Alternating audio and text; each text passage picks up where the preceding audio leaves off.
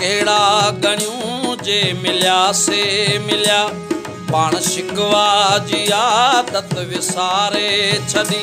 हर नए दर्द सां हर नए ॾींहुं मिले यादगिरियूं पिरनि जूं घटायूं नथा यादगिरियूं पिरनि जूं घटायूं नथा हू फिटाइनि भली पर फिटायूं नथा हू फिटाइनि भली पर फिटायूं नथा घाव कहिड़ा गणियूं जे मिलिया से मिलिया पाण शिकवा जी आदत विसारे छॾी हर नए दर्द सां हर नए ॾींहुं मिली यादगिरियूं पिरनि जूं घटायूं नथा यादगिरियूं पिरनि जूं घटायूं नथा हू फिटाइनि भले पर फिटायूं नथा हू फिटाइनि भली पर फिटायूं नथा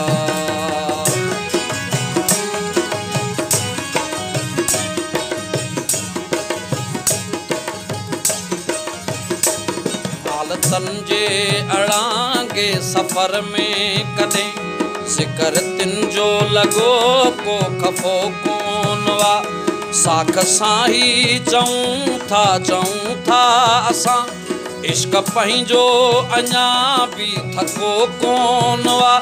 सिलसिला खैंचलिन जा खुटायूं नथा हू फिटाइनि भली पर फिटायूं नथा हू फिटाइनि भली पर फिटायूं नथा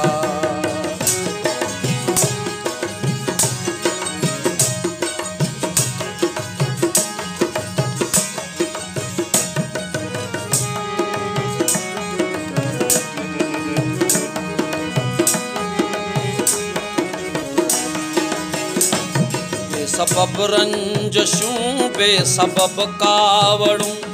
एतरी थी अजब ही अदावत रहे हर कदम ते निछावर कंडा था ॾिसूं मोड़ हर ते थिया ॾो रकाबत रहे पेर पुठ ते तॾहिं बि हटायूं नथा हू फिटाइनि भली पर फिटायूं नथा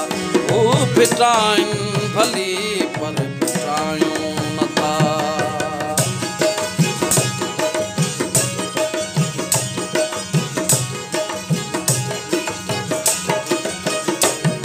हयाती त छा जे जनम न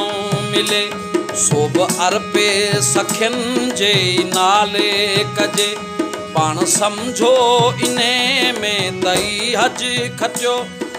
उमर जे पिरनि जे हवाले कजे नक्श तिन जा ज़हन तां मिटायूं नथा हू फिटाइनि भली पर फिटायूं नथा हू फिटाइनि भली पर फिटायूं नथा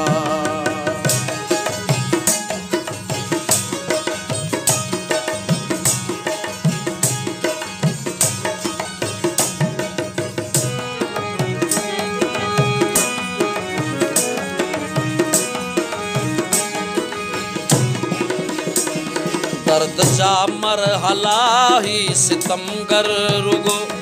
आरज़ी रहे हाथ गुज़री विंदा फैसला वक्त ते ही छॾे था ॾियूं खुद ब खुद मसला नेठ निबरी विंदा मुश्किलनि जे करे मोह मटायूं नथा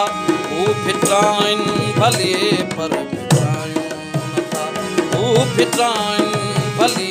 पर फिटायूं नथा घाव कहिड़ा गणियूं जे मिलिया से मिलिया पाण शिकवा जी आदत विसारे छॾी हर नए दर्द सां हर नए ॾींहुं मिले